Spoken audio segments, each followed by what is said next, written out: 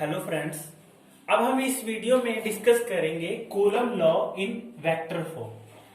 पिछली वीडियो में हमने क्या किया था कि कूलम लॉ को डिस्कस किया था। कूलम लॉ का फॉर्मूला आपको याद ही होगा, F is equal to K Q1 Q2 upon are square. ठीक है, ये है हमारा कूलम लॉ का फॉर्मूला जो हमने प्रीवियस वीडियो में डिस्कस किया था। अब हम इस वीडियो में क्या करेंगे, coulomb law in vector form को डिस्कस करेंगे। Coulomb law in vector form को डिस्कस करते हैं। अब सबसे पहले हम एक कोऑर्डिनेट लेंगे, ठीक है। इसमें क्या लेंगे, दो चार्ज, एक चार्ज होगा Q1 और दूसरा चार्ज होगा Q2। इस तरह से हमने कोऑर्डिनेट में दो चार्ज ले लिए। अब हम क्या करेंगे, इन दोनों चार्ज का एक पोजीशन वेक्टर बनाएंगे।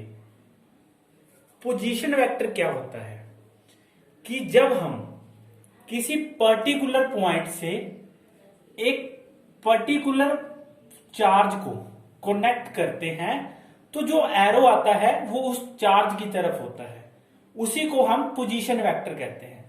सबसे पहले हम Q1 का पोजीशन वेक्टर बनाएंगे।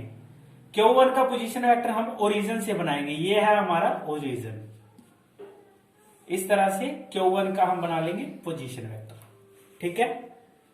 और पोजीशन वेक्टर हमने Q1 का बना लिया तो क्या होगा, R1। अब हम पहले इसे लिख लेते हैं। R1 क्या है, पोजीशन वेक्टर ऑफ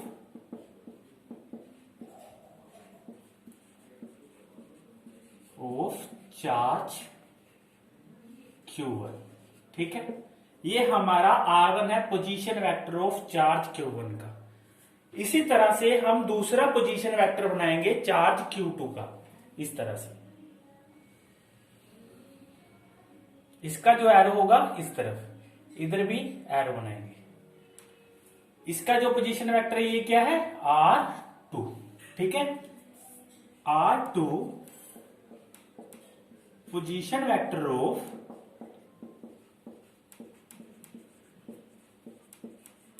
Q2। इस तरह से हमने क्या किया, पहले कोऑर्डिनेट लिया। ये कोई भी प्लेन है हमारा, सपोज करो ये XY प्लेन है, ठीक है। इसमें हमने क्या किया, दो चार्ज लिए। एक चार्ज था Q1 और दूसरा चार्ज था Q2। हमने क्या किया, इस चार्ज Q1 का एक पोजीशन वेक्टर बनाया ओरिजिन से। उसका पोजीशन वेक्टर क्या है, R1, और Q2 का बनाया वो है R2। ये हमने पहला स्टेप कर लिया।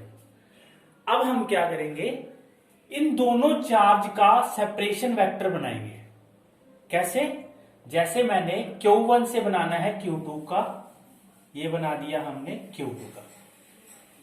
इस तरह से आप बना दो, ठीक है। अब इसका जो पोजीशन वेक्टर बना ये क्या होगा, R21, ठीक है। इसे क्या लिखेंगे हम, R21 position vector of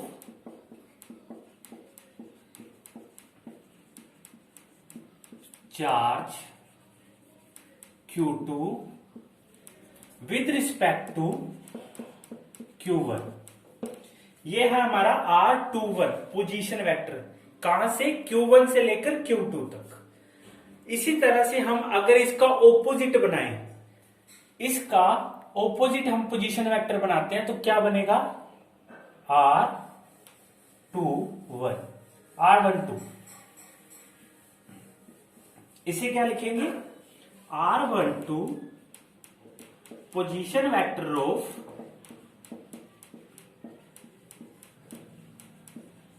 charge Q1 with respect to Q2। अब हमने क्या किया, इन दोनों चार्ज का पहले क्या बनाया, पोजीशन वेक्टर। उसके बाद हमने Q1 और Q2 का एक सेपरेशन वेक्टर बना लिए। पोजीशन वेक्टर के बाद अब हम क्या करेंगे, अब हम इसका बनाएंगे डायरेक्शन। डायरेक्शन क्या करेंगे, देखो R12 है और R21 है। अगर इसका हमने डायरेक्शन बनानी है तो हम यूनिट वेक्टर का यूज करेंगे। R21 का यूनिट वेक्टर क्या होगा? R21 cap. और R12 का क्या होगा? R12 cap. ये क्या है? R12 और R21 के डायरेक्शन। अब इसे कैसे लिखेंगे? R1 कैप, ये क्या है? यूनिट वेक्टर ऑफ R12, और R21 क्या है? यूनिट वेक्टर ऑफ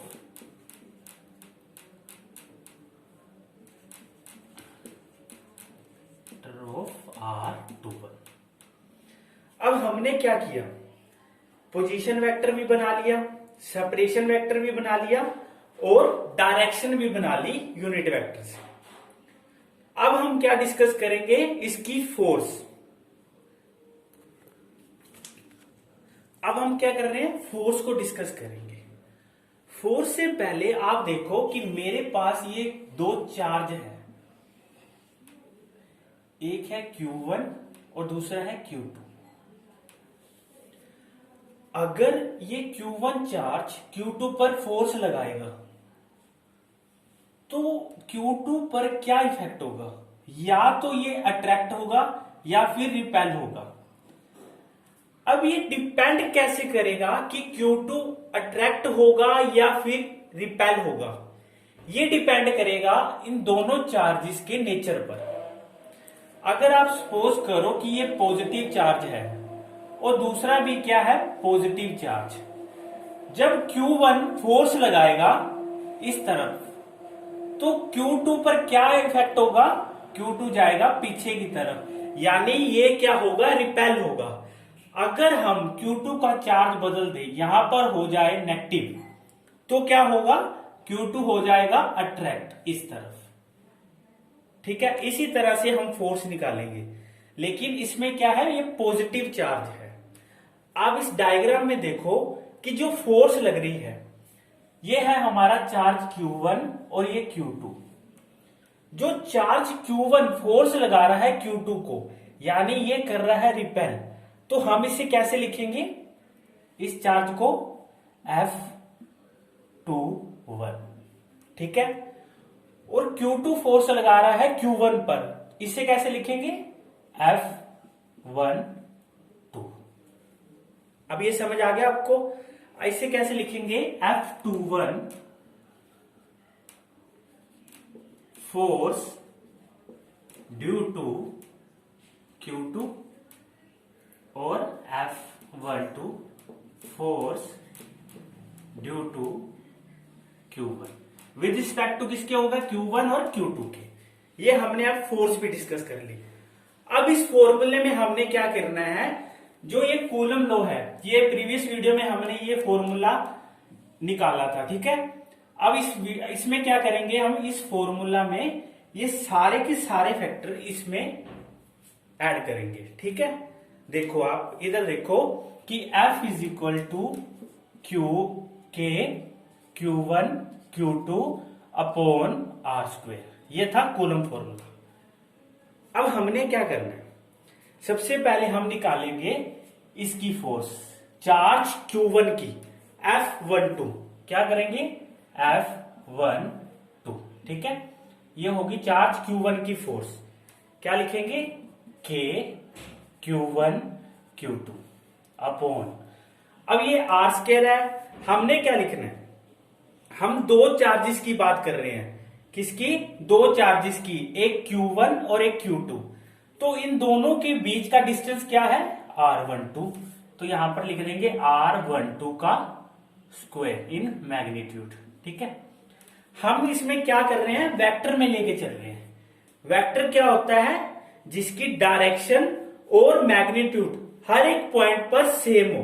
ठीक है, और इसकी जो डायरेक्शन होगी वो क्या होगी? R12 cap. ये है हमारी equation first.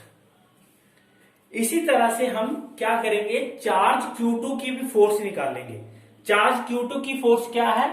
F21 equal to K Q1 Q2 upon Q1 और Q2, ठीक है। Q2 से अब लग रही है फोर्स Q1 की तरफ, तो इसकी डायरेक्शन क्या होगी, R, जो डिस्टेंस की बात कर रहे हैं हम, R21 होल स्क्वायर, ठीक है, और डायरेक्शन है R21, ये हो गया 2। इस तरह से हमने क्या किया, दोनों चार्ज की फोर्स भी बना दी। अब हम क्या करेंगे, देखो जो R21 है ये ऑपोजिट किसके है, R12 के, तो इसे हम कैसे रिप्रेजेंट करेंगे, देखो R12 equal to minus R21, ठीक है। और उसी तरह से अगर डिस्टेंस ऑपोजिट है R21 के, तो जो यूनिट वेक्टर होगा R21 का ये भी ऑपोजिट होगा 12 के, कैसे, R12 cap equal to minus R21 cap.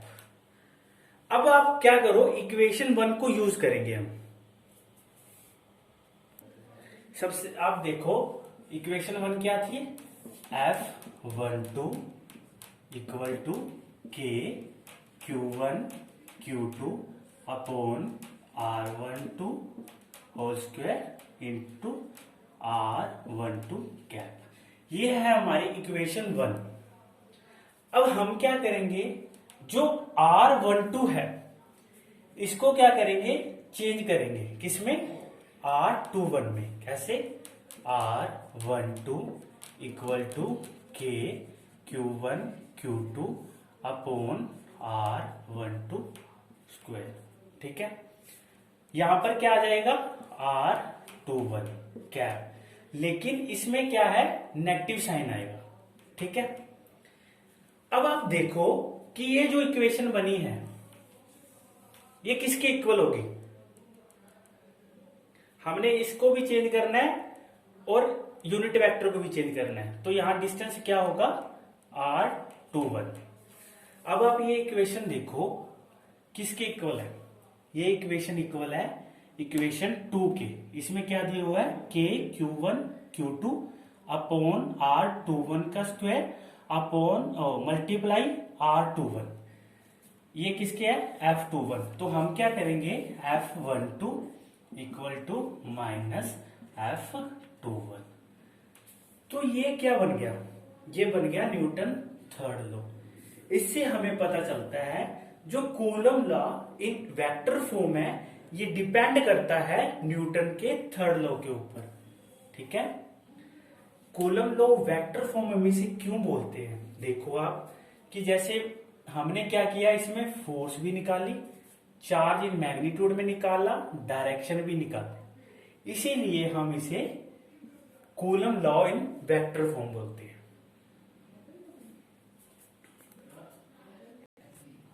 अब क्या कर रहे हैं, दोनों चार्ज क्या कर रहे थे, इस पर इक्वल एंड ऑपोजिट फोर्स लगा रहे हैं।